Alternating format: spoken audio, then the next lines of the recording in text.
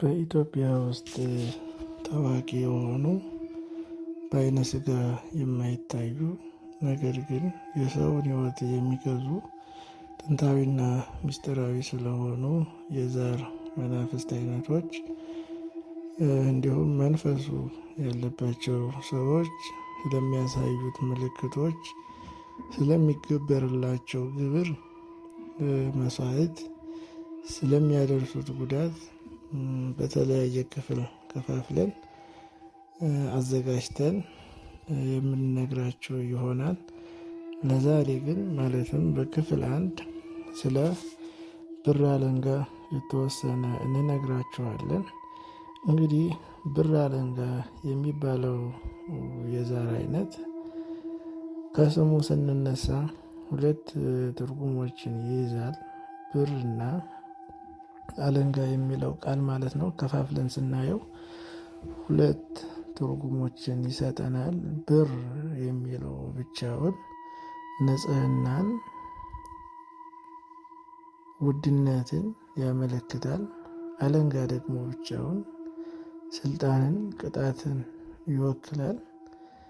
እንግዲህ በዚህ ተዋረድ ወይም በዚህ የዛር ነገድ ውስጥ ይህ ዛር እንደ ጦር አዛዥ ወይንም እንደ ዳኛ ተደርጎ ስለሚቆጠር እንዲሁም ዛሩ የማይታዘዙትን የሚቀጣበት የብር አለንጋ አለው ተብሎ ስለሚታመን ስሙ ብር አለንጋ ተብሎ ተጠርቷል ማለት ነው። የስሙ አመጣጥ እንግዲህ ባጭሩ ይህንን ይመስላል። የመንፈሱን ባህሪ ስንመለከት ደግሞ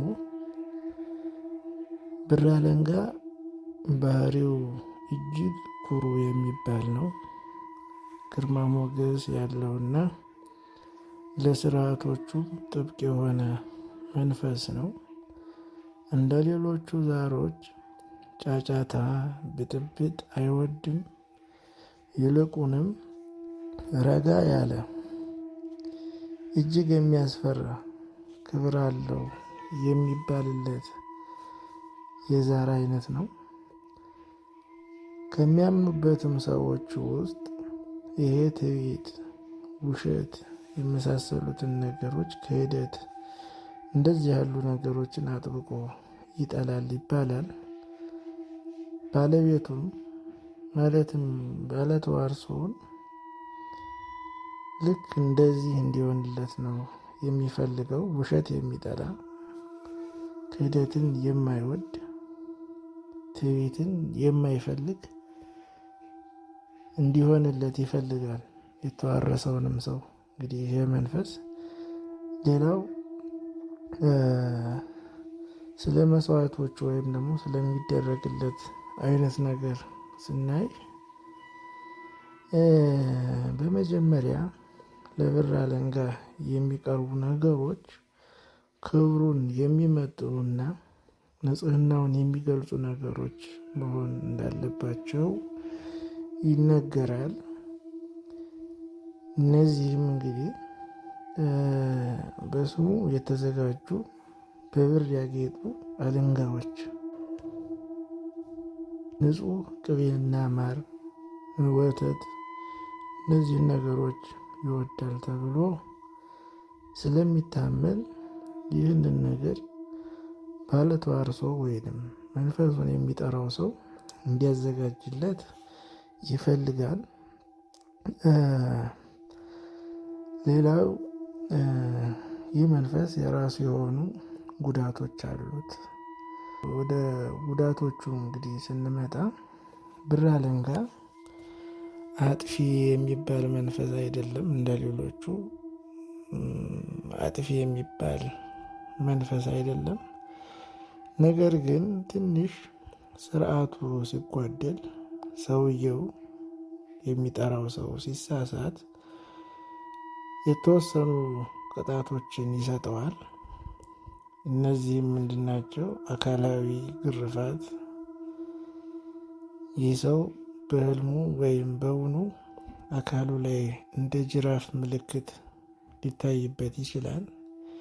ያም ደግሞ የመለብለብ ስሜት አለው። ይለበልበዋል ሁል ጊዜ።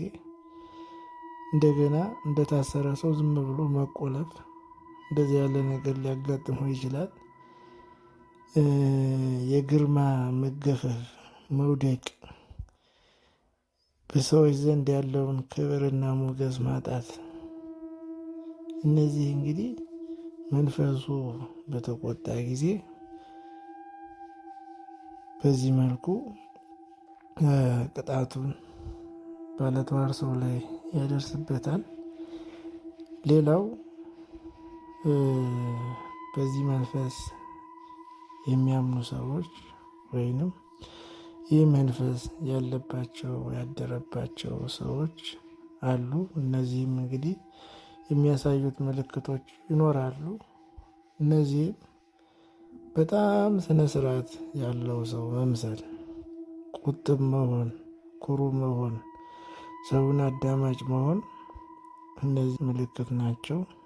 ሌላው ቆሻሻ ቦታን፣ መጥፎ ሽታን አጥብቆ መጥላት። ሁሉም ሰው ቆሻሻን ይጠላል፣ ሽታን ይጠላል። የዚህ ሰው ግን በጣም ለየት ያለ የሆነ በጣም አጥብቆ ይጠላል። እንደገና ሁል ጊዜ ነጭ መልበስን ይፈልጋል።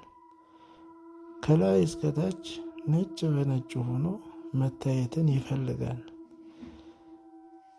በህልሙ በነጭ ፈረስ ላይ ሆኖ ሲጋልብ ያያል፣ ይታየዋል። በተደጋጋሚ በነጭ ፈረስ ሲጋልብ በህልሙ ይታየዋል። ወይንም በህልሙ ነጭ በነጭ ለብሶ ደምቆ ሊታየው ይችላል። ይህ መንፈስ ያለበት የሚያደረበት ሰው። ሌላው የድምፅ መለዋወጥ ሊገጥመው ይችላል።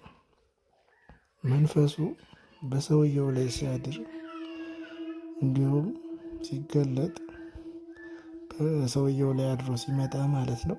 ድምፁ ወፍራም፣ ከባድና አስፈሪ ይሆናል። ድምፁ ይቀየራል በአንድ ጊዜ። እንግዲህ ከብዙ በጥቂቱ የብር አለንጋ ነገር ይህንን ይመስላል። በቀጣይ ክፍሎች ደግሞ የሌሎችንም የዛር አይነቶች የምንነግራቸው ይሆናል። እስከዚያው ግን ይቆየን።